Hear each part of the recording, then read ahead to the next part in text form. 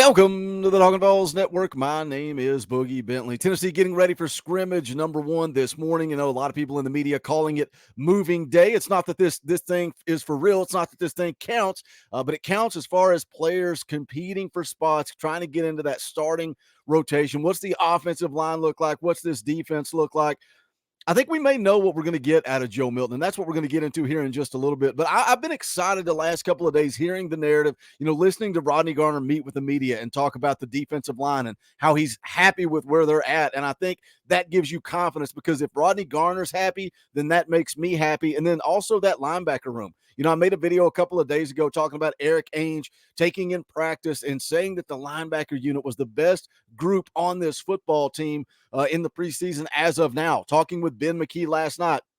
Great live stream. If you missed it, go back and give it a watch because he talks about what he's seen in fall camp. And one of the things he talked about was how good that front seven is. And, we've talked about Keenan Peely. We've talked about Aaron Beasley. I think we know what we're going to get out of him. Seeing Arian Carter come on. But I'm just excited about this defense going into 2023. And that's going to bleed into this video about Joe Milton. You may be raising an eyebrow saying, what does the defense have to do with Joe Milton? We're going to get into it. We're going to talk about it. But as always, do me a favor, smash the thumbs up just below the video. It's quick, free, easy, helps the channel. Also, if it's your first time to the Talkin VAWLS Network, guess what?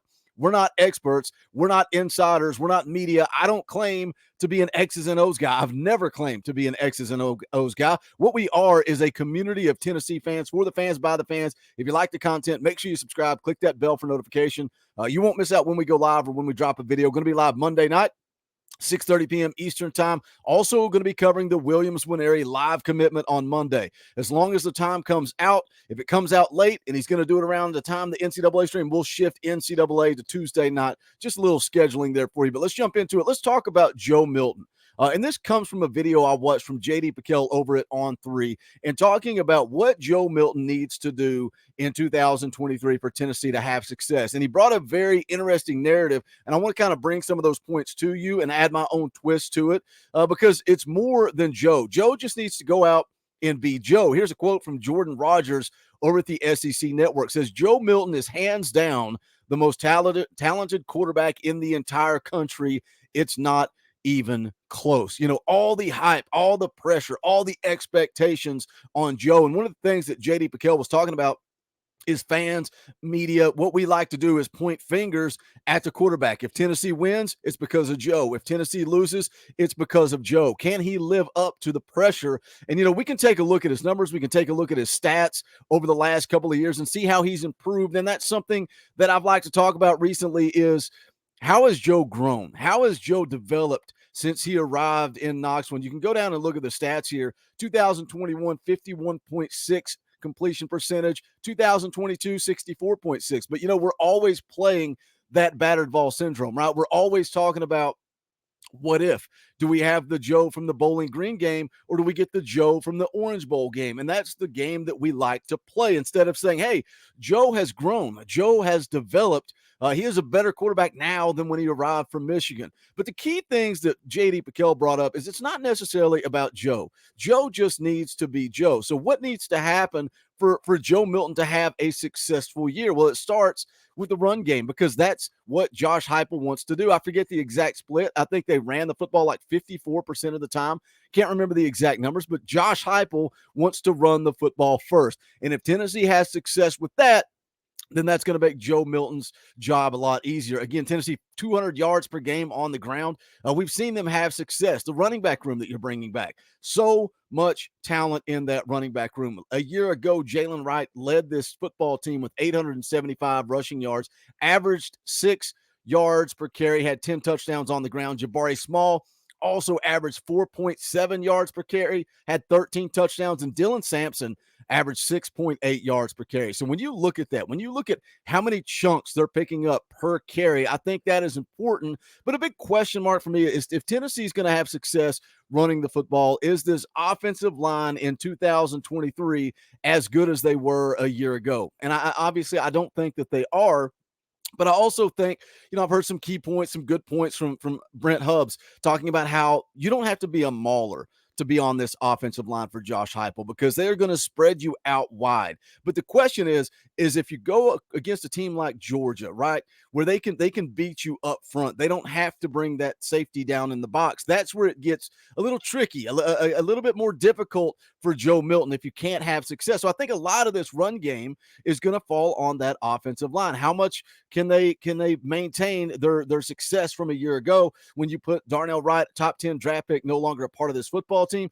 Cooper Mays banged up right now. A lot of rumors out there about Cooper Mays that I'm not ready to talk about yet. I want to see kind of how that plays out.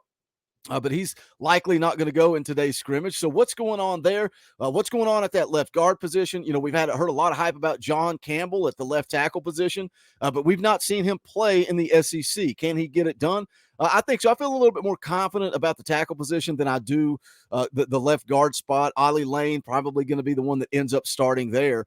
But can they have success in the run game again? We will see. But I think if they do, you know, that opens things up for Joe Milton. Joe just has to be Joe. He doesn't have to do anything spectacular. Now, if you can't have success in the run game and you can't get that safety to creep down in the box, now you've got to make some tight throws. You got to fit it in tight windows. And we've seen Joe's accuracy improve.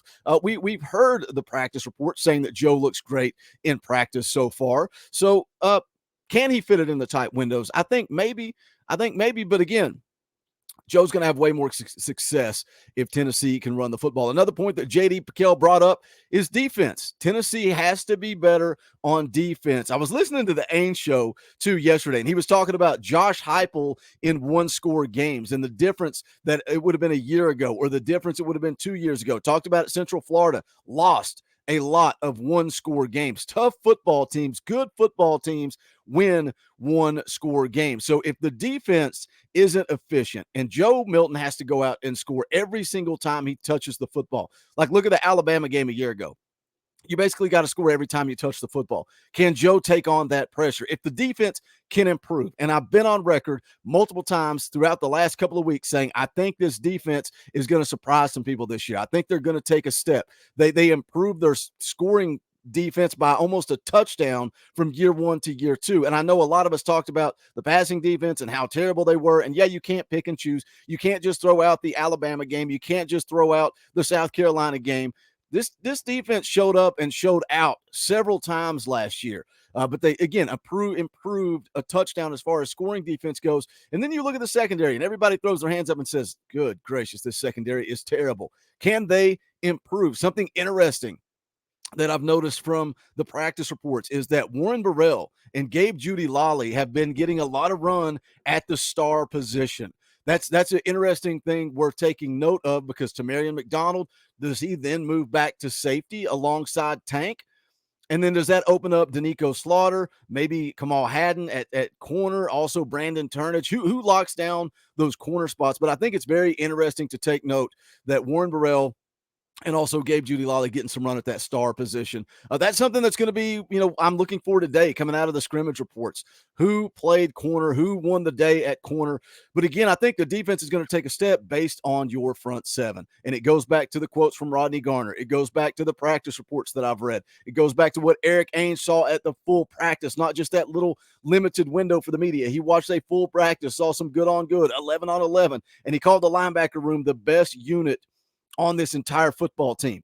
We got a pretty dang good quarterback room, got a pretty dang good running back room. I would say this wide receiver room is pretty solid, but Eric Ains called the linebackers the best unit. We heard the quote from McCallan Castles, met with the media yesterday, had the quote, who's a few guys on defense that you've been impressed with. The first thing out of his mouth is 3 linebackers. Tennessee plays 2 linebackers. He named 3 because that's how good that linebacker room is. And that excites me about the defense because if you're better up front, if you're better in the front 7, then the back end's just going to be a whole lot better as well. They have to get better if your front 7 improves. So I think those are interesting points that J.D. Pickell brought up. If you can run the football, if you can establish that run game, if you can bring that extra defender down in the box, it's going to make things a whole lot easier for Joe Milton. And, yes, we're replacing Jalen Hyatt, but I don't know if you guys heard that Dante Thornton, with his size and length, was clocked at 24.3 miles per hour last year at Oregon. The speed and the size and the mismatch opportunities that kid is going to present.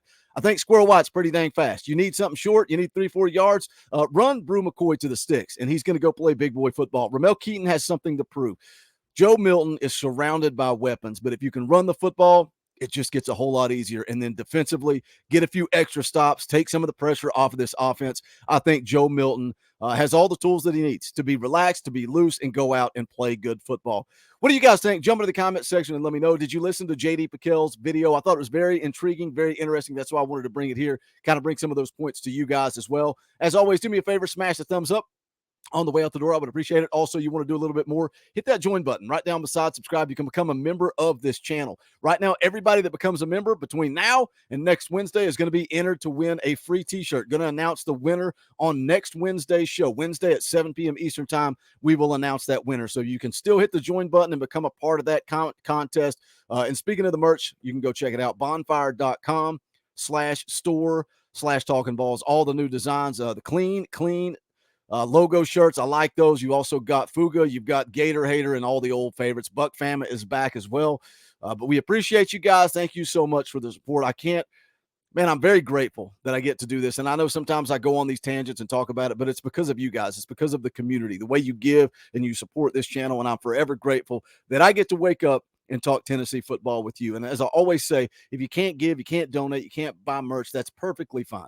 Just smash the thumbs up because that's quick, free, and easy. Jump over here in the comment section. Let's talk some Tennessee football because this is the Talkin VAWLS Network. My name is Boogie Bentley. Go Big Orange.